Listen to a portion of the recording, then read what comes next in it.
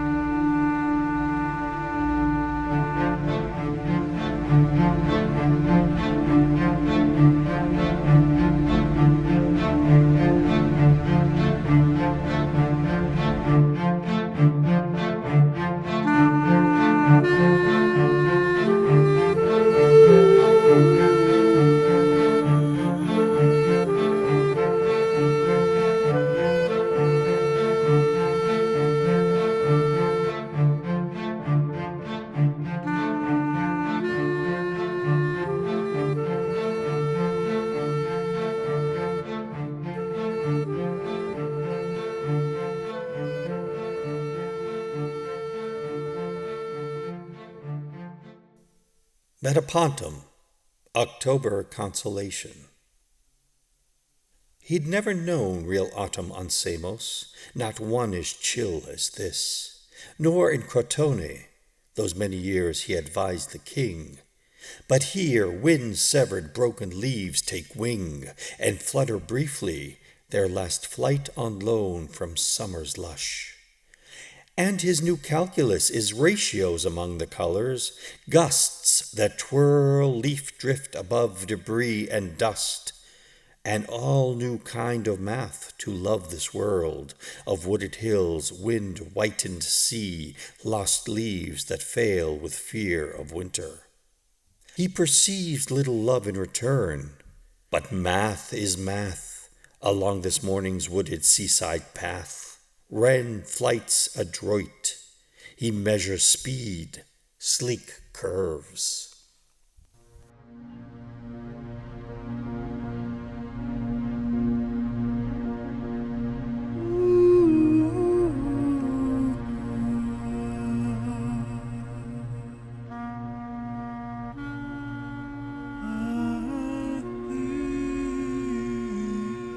The last digit of pi.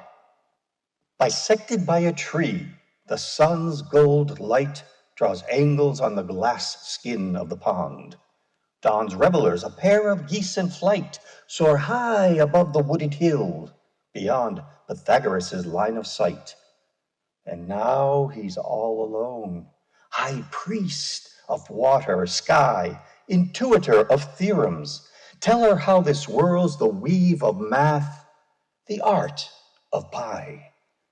Another pair of geese approach and glide across the water. Near the grove of trees he sits beneath. Bird shadows try to hide amidst the ripples wrinkled by a breeze. The last of pies that stealthy he decides, elusive as the wind, this dawn light rides. Watching day and night, he sees the way a pair of gulls ascends, as if their destination were the sun, and wonders what the number 2 pretends, and if it's twice or vastly more than 1. Much later, he spies geese that move as 3, their feathered arrow floating toward the west, and wonders what significance could be in triangles as night delivers rest. For willows weep along the old stone fence on which he sits, the sky pure darkness now. He longs to make a perfect, mystic sense of all the numbers earth and mind allow. Perhaps dividing 13 into 7 lies just beyond the star-split door to heaven. The words of birds. The triangle that dominates his dreams will not reveal its hidden formula. Some nights, when its perfection truly gleams, he whispers to the cosmos, "How are you forever teasing me with truths of math, elusive as my shadow as I go along the spiral turns of my mind's path, pursuing certainties no one can know?" He dreams for months before the truth arrives. Awake midday, he hears it in the way a crow cries caw, in 3s, then 4s, then 5s. Not long now till he squares and then can say, "I thank the cosmos for the counting birds, whose numbers are for them just like our words." 3, 4, 5. She caws in 3s and 4s as darkness falls. Pythagoras observes this steadfast math and wonders for how long the pattern lasts. And when will she cry 5? Complete her call so as to form a triangle of cause, geometry of sound that can surpass the numbered formulae that fill his past, a black-winged calculus that will spark awe. But then, without a sign, the crow departs. This randomness of fate gives him a chill. He sees the beauty of wings merged with night, but much prefers a math divinely willed to rule this complex world and lovers' hearts, to perfect image of the crow's dark flight. The Swan. Observing how the swan's 2 feet are webbed, he wonders what role math played in design, what abstract shapes were sewn with flesh as thread into the swan's creation, lost in time. The power of her wings as she takes flight, in clumsy but majestic dominance, inspires him to count the beats of white, great feathered limbs against blue radiance. As if such basic numbers could explain the wizardry of feathers climbing air, or give the essence of her flight a name, describe perfection of her glide and soar. If numbers could transform flesh readily, he has no doubt what creature he would be. Philosopher in Love. The way her skin is bronzed by sunlight winds that dapple cloud-etched shadows across this hill suggests to him how fiery love begins, reflecting a primordial heat, until, its fuel consumed, it starts to chill and char, till vanishing without one rosy trace. Such brevity afflicts the largest star, still mortal even as it brightens space, and even stolid rock that never breathes. For him, eternities in numbers, one, the most perfect, like his great love, bequeaths a universe benevolent and full of radiance beyond the physical, alongside eyes as bright as molten sun. Pythagoras listens for love. How blind the blonde caresses of the sun, which tenderly embraces him as well as orange leaves, their summer lush undone, and geese in eastward flight, whose pattern tells of mathematics' ruling wind-whipped skies. But he can't feel the love that light gives leaves, nor be betrothed like leaves are to the earth. He needs Elena's warmth, her lips and sighs. Her absence overrules his feeble search for solace in a noisy, sun-split breeze whose calculus arranges nearby clouds and measures swaying angles of the trees.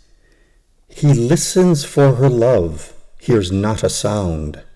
How cold the empty air, the wind-streaked ground. Elena's Truth. A second forest shimmers in this pond, its leaves pure gleam, its bark the art of light, its tapestry green wizardry of glass. Pythagoras' thinking goes beyond this fraud, which victimizes naive sight, to how the present conjures up a past, unreal as mirrors sorcery. Time bends all images, as wind distorts these woods and water. As for words, they slowly blur and fade like ripples. Math alone defends some last bastion of memory. He should regard his life as water's tree, a dream half light, half haze, all false. Yet love for her transcends the senses, truth beyond what seems. Before Elena and well after. Pythagoras has made a date to meet his former Stoic rival, talk about events of long ago. 2 men, 1 woman. Hurts still linger, stalk their chance encounters in the street. Let's clear the air. He's early now. A crow is nibbling at some crumbs nearby. No one else is here. He's ready to wait an hour or so. The man's a fiend to not show up. Their rendezvous a lie. But no, he'll come, in all this heat. And sure enough, around a sun-soaked bend, in a hilly lane he now appears, like hurt from long ago, the sunlight sears. Burial of the sun. What hieroglyphs trees' leafy shadows form, Upon a meadow glass bright with the gold demands of sinking sun, upon the warm blue remnants of a summer day grown old. Pythagoras can calculate how long before the sun inters itself once more. The angled math of shadows never wrong, and neither is hypotenuse of soar. Triangulation by ascending hawk, whose broad-winged glide appears to climb the light. But how to measure on his evening walk the loss of his brief days to endless night? A final gleam of bronze enshrines this day. He ponders brevity, goes on his way. Marriage vows. Like latticed in the cloud-split late-day wind, these gliding geese betray monogamy. Their flock has married triangle, but now flirtations with parabola begin, a wavering slight infidelity. A few more scarlet gusts and wingtips show how curves, ellipses vanish readily into chaotic fluttering. Allow for newlywed jitters. It's still a shame how vagaries of weather overrule imperatives of form learned in sky school and consecrated in fresh airborne vows. Pythagoras, for one, values his name. He's faithful always to what math proclaims. Infinity. Love is perfection's deepest mystery. Elena, sunlight's slant on harmony. Farewell.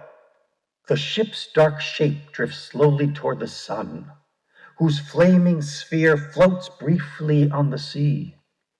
Elena's face, which he'll no longer see, invades his thoughts. His suffering's begun. Impossible that she and he are done. Yet as the ship turns dot, there's no more we. And once it vanishes, their history is boundaried in the past, like time undone, as hard to cling to as the pink twilight or salt-veined breezes winging past the shore. The sun descends. Eternal victor night engulfs the presence that he so adores. No theorem will console him. It's his fate to understand his heart an hour too late. Return to the seawall. A flower stubbornly clings to a stone, the tiniest of crevices its earth. Its white and purple petals and their birth between two funnels of bright silver foam, a dozen feet above Poseidon's home, where ceaseless tides rotate in bubbling mirth, and streaks of sorrow blurs like death and birth. A spear of color, brief and so alone. Its bloom will measure summer's lapse to fall, and not another moment. Autumn comes in dark gray clouds and frigid northern winds. So desperate for distraction, he finds sums and quotients to reveal how love begins. But math is empty. Sad, he walks the wall. Visit to a seaside temple. This architecture is a symphony. Its stone columns a movement in the wind, proportioned to an algebraic sea, with granite waves that can't begin or end. Its calculus evokes a tide of sound. The way sun rays sing angles of desire, its harmony reveres the square and round, and triangles which shape divine design. Yet there's a void which troubles his rapt gaze, an emptiness that gleaming rock can't fill, that won't be soothed by stone's music until Elena once again shares his gray days. He listens to the waves spray shimmering hymns, and prays their dazzling light brings her to him. A letter. Sharp sunlight slashes winter's glaze to bits. This summer day called February 1st. He wastes no wonder on this heat. It fits his manic mood. His heart's about to burst with just that sort of joy that doesn't end so easily, or ever, lasts as long as mathematics that the gods intend as government of harmony, light's song. Elena's note from Sicily conveys the news that she's returning in the spring. No need for algebra. Winter's June haze denotes a sign that makes the noon light sing. For all the agony, the past's dark glass is shimmered toward perfection. Love can last. Allow. Warning. The supple gleaming presence of this snake, her midnight-colored, glistening thin coil, observed this morning near the sun-glazed lake, unnerves Pythagoras. His daily toil of studying birds' winged geometries, the way they intersect with wind and light, originating angles with the trees, is halted by this primitive black sight. But intellect soon subjugates his fear. He pauses, patient, hoping for a move expressing undulation. Now a pair of hungry hawks is circling right above. He warns the hunted snake, and off she goes. Good use for language, learned from cawing crows. Saved by a hawk. The way the moonlight lathers ancient skin, the lily-sleek green surface of this pond, suggests an innocence where light begins, some perfect purity. His heart responds as if its rhythm pulses with the moon, the incandescent early fireflies, the sudden verve of spring, green gone too soon. Just then, a sudden chill arrives, denies the pastoral virginity of May. He senses stealth and menace in the grove, as if he's watched on his meek, thoughtful way. The knife of an assassin gleams. Above, a hawk he has befriended starts its dive. An awesome swoop, blood spurts, and he survives.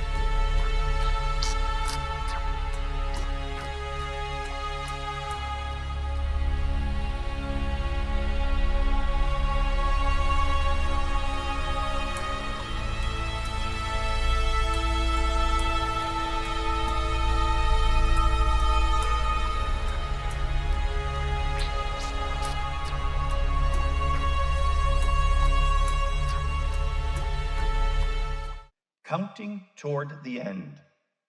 A flood of sunlight drenches this lush lawn and splashes radiance on nearby trees.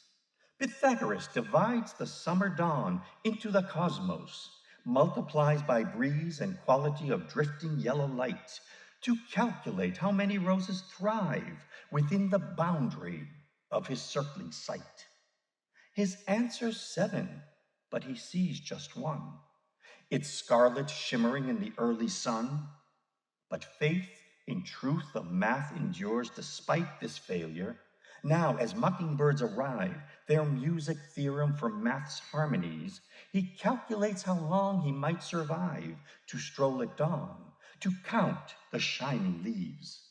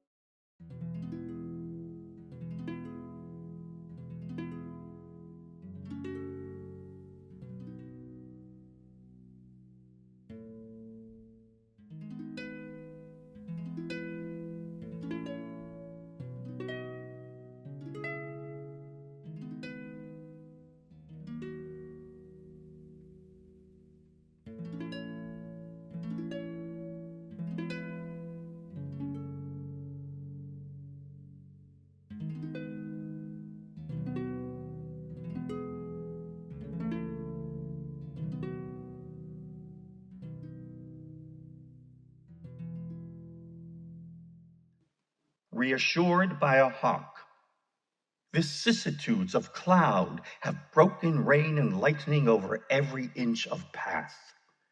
Though now the slosh of puddle faintly gleams in sun-split respite, and placid silence soothes some spare survivors. Thunder-flattened leaves still gasping for green air oft slashed branches. Sundered trunks of oaks are everywhere. He looks but can't believe the victory of Sever in these woods, presided over now by vacant sky and muted trill of lark. Such rule by chance-sent fury frightens. Theorems disappear to chaos in a world of garbled ruins. He's frantic for some order. Hawk ascends, then traces perfect circles based on pi. Teacher, his favorite pond suggests the rule of shapes. This morning as a drizzle softly falls, the triangles geese ripple in their wakes, while gliding near the rain-glazed granite wall on which he sits. And then the circles formed each time a raindrop strikes the pond's clear skin. The rain subsides, slow morning brightens, warms, and now he's seen the way the world begins. Geometry reflected in the pond, as elemental as the summer air, as perfect as the circling hawks beyond the nearby hills. A math that's everywhere. He leaves an offering before he goes. The pond has been his teacher. Now it knows. At the pond, this goose's bobbing head, not far from shore, is teaching water his geometry. Each undulating motion ripples more and more round gleaming waves. Now he can see how perfect circles are, beyond mere chance.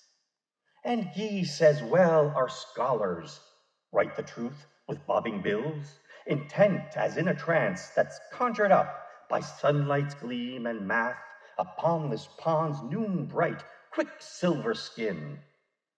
The water studies eagerly. The sun contributes knowledge. Now new theorems spin and spark new ways of reasoning.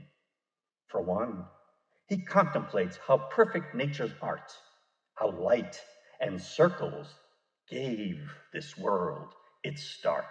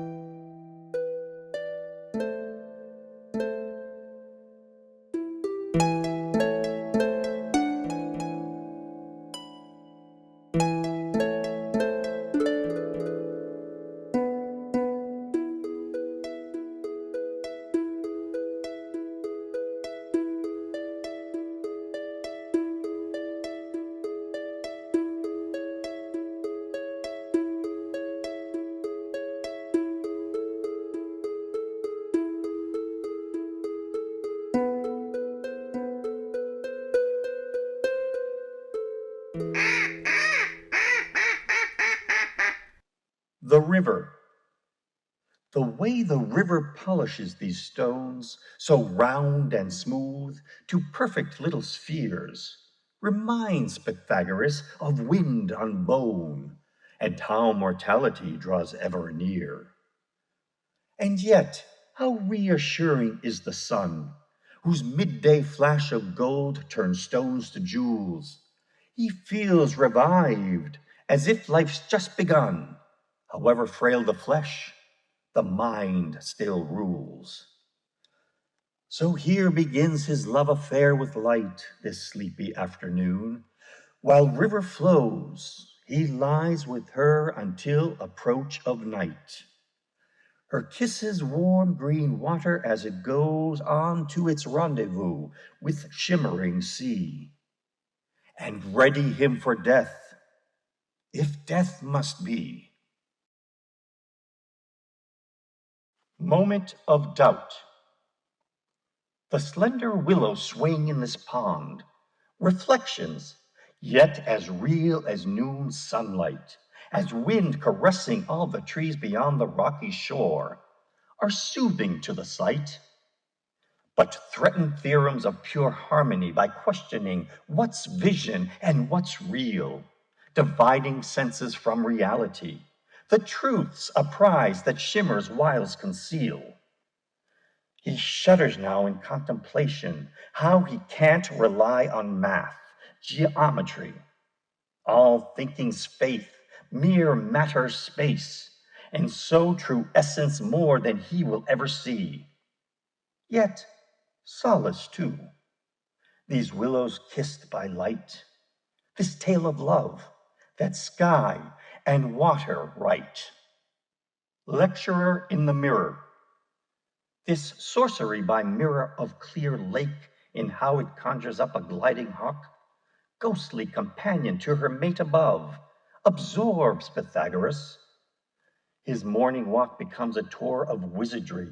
The fake blue water sky is shimmering with love of early light for cloud and pond, sun math of sharp ray angle striking water's glass is lectured on in syllables of flight that sums up clouds, triangulates the light born in the east, suggesting now a path of glimmer through a chiseled world of facts, illumining thoughts soar. Mirrors may lie, but do it perfectly as pond gleams sky. Attending a lecture. The way the water polishes these stones to text a perfect gleam reminds him of brisk wind's effect on light. Now, just above, a hawk revises ellipses to curves, more basic shapes, a first geometry the world knew before birth. Such nuanced swerves that waltz with rays, more deft than any math, suggest a genius even atoms have, and he's been lacking lately. Sharp despair, at 6 months without theorems, glooms his bones and slows his blood. Along a dappled path where latticed sun patterns once made forms clear. But then a rhombus of clear rippling gleam, wing split, inspires new theorems in this stream.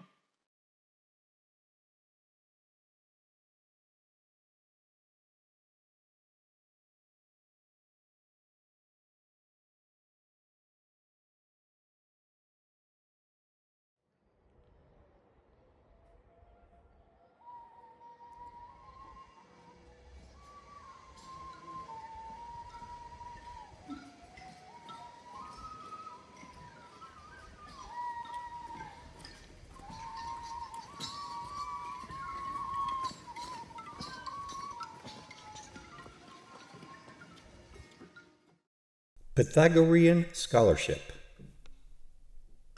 When evolution first brought plants to earth, with ferns the quintessential greenery, the surge was massive, like a second birth of life. All this through deep psychology, Pythagoras intuits in a dream, where dragons are remembered dinosaurs, where history's much more than names and wars and stars write origin in sparkle, gleam. He knows his thumbprints far more than it seems. It whirls the residue of cosmic spin, a leaf's green-blooded veins where his begin.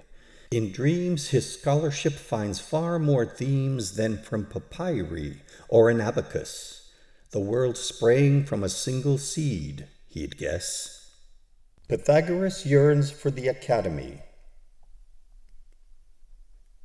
The way the sun emerges from behind this wooded hill and starts to climb the sky shows geometry much on its mind.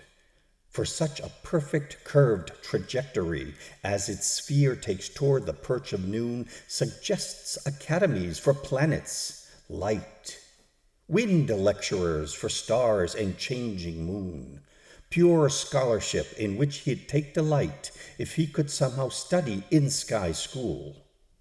But he's terrestrial, like rock and tree, a slow-winged subject of the massive rule of earth and matter. Clay. He'll never be so learned as the wind-weaved light which shows, from dawn to dusk, the sky theorems it knows. The Athens Academy. Reluctantly, at last, he will inquire if he can lecture once again, for free, at the Academy. He'll need release, at least briefly, from exile, have to see about a pardon even, maybe face some ancient enemies. But colleagues here, confined to birds and breeze, just can't fulfill the need for colloquy to make thoughts whole.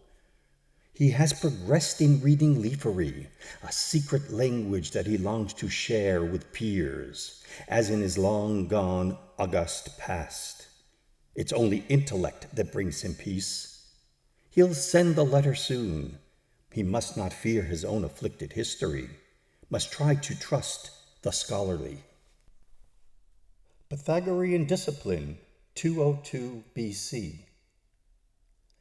E tells his students to range far and wide and find examples of natural math that's comparable to humans. In a week they will discuss. I have observed the tide, precise in its progressions. I've found truth about prime numbers with the chicory, its petal counts blue patterns. Raindrops, leaves, are ratios accessible if you are patient.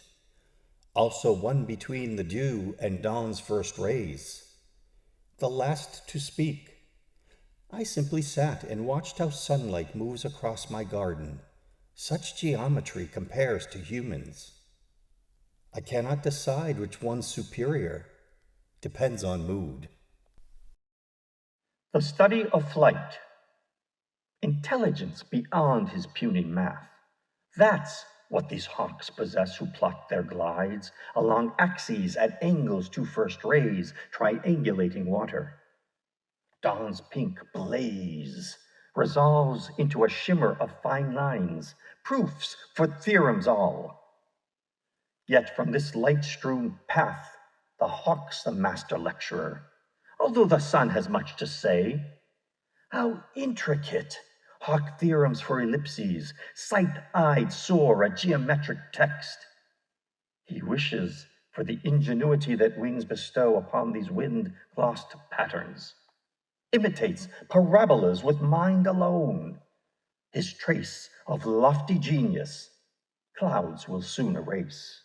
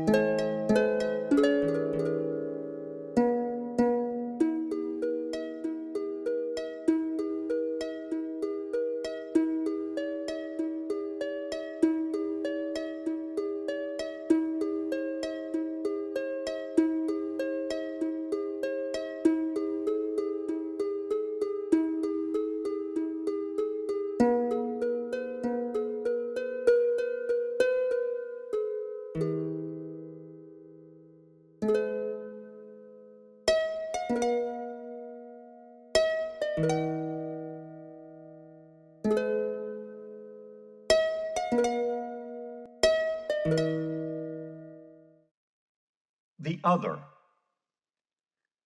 His double sits across the pond, marking the angles of the rising sun and how they measure water on an abacus, just like his own impulse right after dawn to comprehend anew the calculus by which light spawns geometry. But who on earth is this intent Pythagoras? More youthful, maybe, brown eyes more forlorn, but otherwise his exact image. Now a sudden breeze melts bronze on water's glass. Two geese take flight. Those fingers count their wings, one bead per beat, dart quick. He will not ask and interrupt such rapid figuring. Sleight of digits, his hands mirroring. Pythagoras looks ahead. His fingers slide so slowly into leaves, as arms become thick branches. Greenery is clothing now, for wear through centuries, until his guise bows to mortality and he's reborn. Perhaps as dragonfly, the too brief prince of glide, descend and skim whose June cannot go past September. Fly all autumn long, regardless, past all gloom, and then become a hawk in Italy, and roam high skies, sharp-eyed, near endlessly. Such transmigration is the greatest gift that atoms in their weavery allow. No time to mourn each phase that he has left. Each new forms all the world that he can know. The hour of exile. We want to kill the vegetarian for all the suffering he's brought on us. The arc a torch inscribes on violet sky suggests a theorem to Pythagoras, in which flames multiplied by treachery are equal to his doom. Justice demands debate with his accusers, but there's no discussion with a mob, and he must flee, his family entrusted to his guards, to safety further north in Italy, where flames belong to sun and sun alone, and ethics aren't judged by murderers. His flight, though bitter, has the rose stealth of the suddenness of dawn, that hour he loves. Pythagoras and Petrarch, 1800 years apart. His protege, the poet Petrarch, was an exile too. His belief in art disturbed the clergy when poems' immortality meant more than old-time faith. Like mentor, poet protege revered the mystery of math, how numbered rhyme preserved in patterns Laura's purity, her perfect beauty. Metered lines sublime as spring, inspired by the abacus, drew breath as well from ancient memory. He wrote covertly of his greater awe for Samos' sage than for the biblical lives. While watching hawks glide, swerve, then soar, love poems began. Without them, he could not exist. Pacifist. Pythagoras remembers how he was the warrior, Euphorbus slain at Troy, his bitterness defeated in the dust, his darkly blooming blood, armor destroyed.